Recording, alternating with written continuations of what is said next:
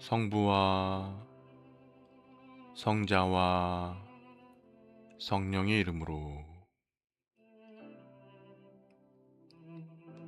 4월 4일 토요일 사랑누리 루터교회 새벽 말씀 묵상을 시작하겠습니다. 오늘 말씀은 마태복음 27장 57절에서 66절까지의 말씀입니다. 날이 저물었을 때에 아리마대 출신으로 요셉이라고 하는 한 부자가 왔다. 그도 역시 예수의 제자이다. 이 사람이 빌라도에게 가서 예수의 시신을 내어달라고 청하니 빌라도가 내어주라고 명령하였다. 그래서 요셉은 예수의 시신을 가져다가 깨끗한 삼배로 싸서 바위를 뚫어서 만든 자기의 새 무덤에 모신 다음에 무덤 어귀에다가 큰 돌을 굴려놓고 갔다. 거기 무덤 맞은편에는 막달라 마리아와 다른 마리아가 앉아 있었다. 이튿날 곧 예비일 다음 날에 대제사장들과 바리새파 사람들이 빌라도에게 몰려가서 말하였다. 각하, 세상을 미혹하던 그 사람이 살아있을 때에 사흘 뒤에 자기가 살아날 것이라고 말한 것을 우리가 기억하고 있습니다. 그러니 사흘째 되는 날까지는 무덤을 단단히 지키라고 명령해 주십시오. 혹시 그의 제자들이 와서 시체를 훔쳐가고서는 백성에게는 그가 죽은 사람들 가운데서 살아났다 하고 말할지도 모릅니다. 그렇게 되면 이번 속임수는 처음 것보다 더 나쁜 영향을 미칠 것입니다. 빌라도가 그들에게 말하였다. 경비병을 내줄 터이니 물러가서 제주껏 지키시오. 그들은 물러가서 그 돌을 봉인하고 경비병을 두어서 무덤을 단단히 지켰다.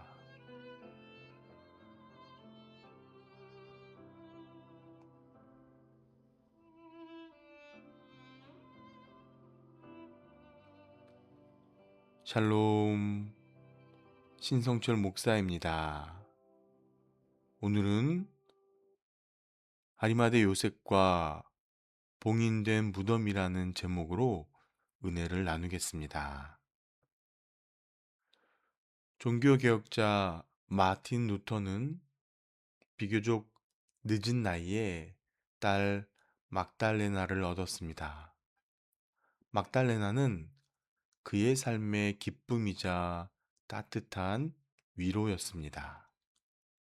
그러나 그 딸이 갑작스러운 병으로 급격히 쇠약해졌고 참으로 안타깝게도 13살의 나이로 세상을 떠났습니다. 루터는 깊은 슬픔에 잠겼습니다. 그러나 딸의 장례 예배에서 그는 부활의 소망을 붙들었습니다. 루터는 이렇게 이야기합니다. 사랑하는 아이야, 너는 다시 일어날 거야. 별들처럼 태양처럼 빛나게 될 거야. 루터에게 무덤은 끝이 아니라 하나님 안에서 영원한 생명이 시작되는 축복의 자리였습니다.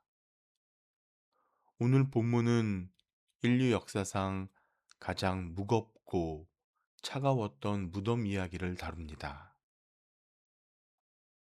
그러나 세상이 무덤을 아무리 굳게 지킬지라도 하나님의 생명은 그 모든 봉인을 뚫고 나와 승리하신다는 사실을 보여주고 있습니다.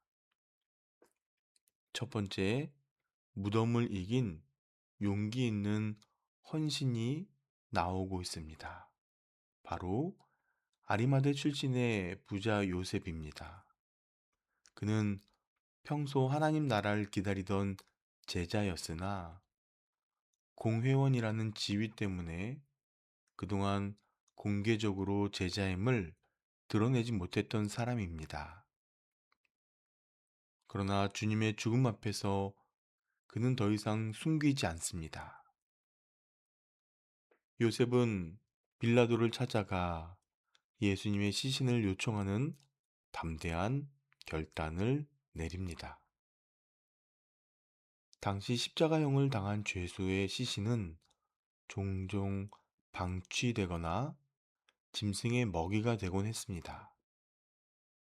요셉의 헌신으로 예수님의 시신은 세마포에 쌓여 영광스럽게 안치될 수 있었습니다. 요셉이 자신의 새 무덤에 예수님을 모신 사건은 이사야 53장에서 예언하고 있었던 부분의 성취이기도 합니다. 그는 강포를 행하지 아니하였고 그가 죽은 후에 부자와 함께 있었도다. 하나님은 당신의 뜻을 이루기 위해 사람을 준비하시고 한치의 오차도 없이 구원의 역사를 완성하셨습니다. 두 번째, 진리를 가두려는 세상의 헛된 수고가 등장합니다. 예수님을 죽인 종교 지도자들은 예수님의 죽음 이후에도 마음을 놓지 못합니다. 그들은 빌라도를 찾아가 무덤을 굳게 지키게 해달라고 요청했습니다.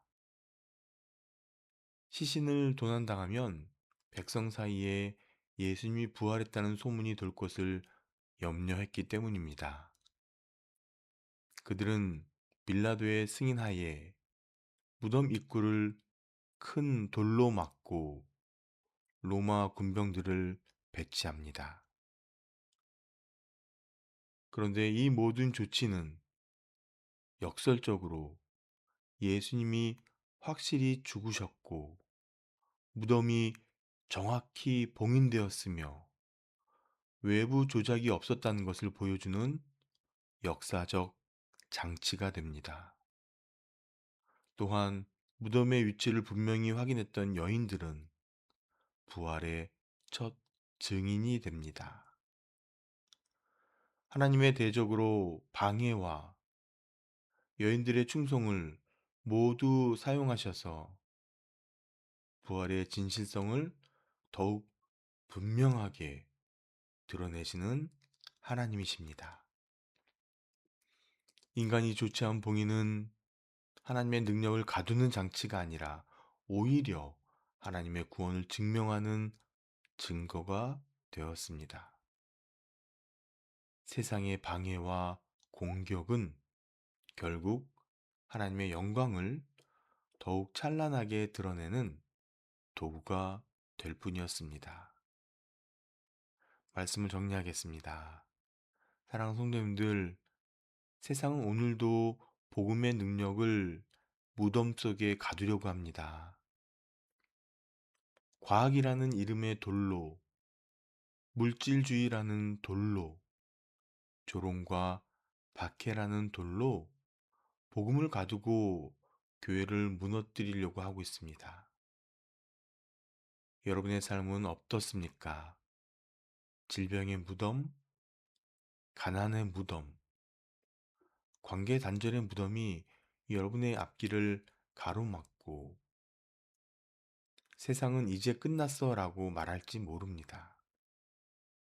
그러나 루터가 딸을 묻으며 붙들었었던 그 고백처럼 주님은 지금도 살아계십니다.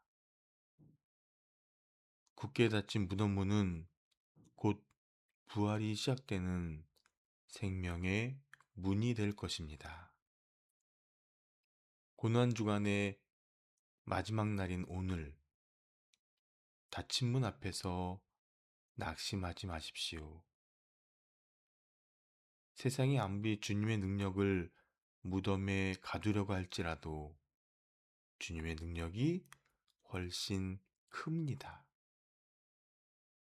사망 권세를 이기신 주님이 여러분과 함께 하십니다. 그분이 반드시 여러분의 무덤 문을 여시고 다시 살게 하실 것입니다.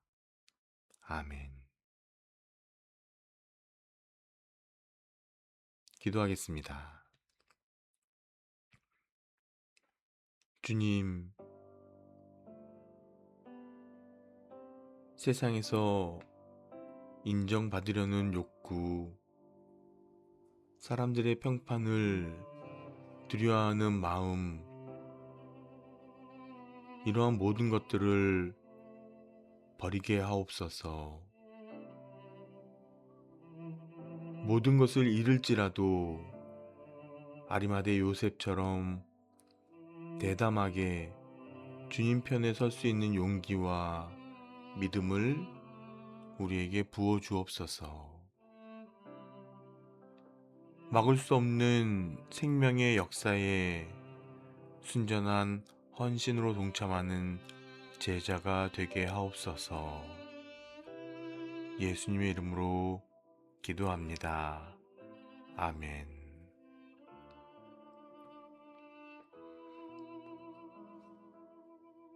오늘의 묵상 지문을 통해 깊은 기도의 자리로 나아가시기 바랍니다. 사랑하는 성도님들, 오늘도 모든 지각에 뛰어난 하나님의 평강이 그리스도 예수 안에서 여러분의 마음과 생각을 지켜 주실 것입니다. 아멘.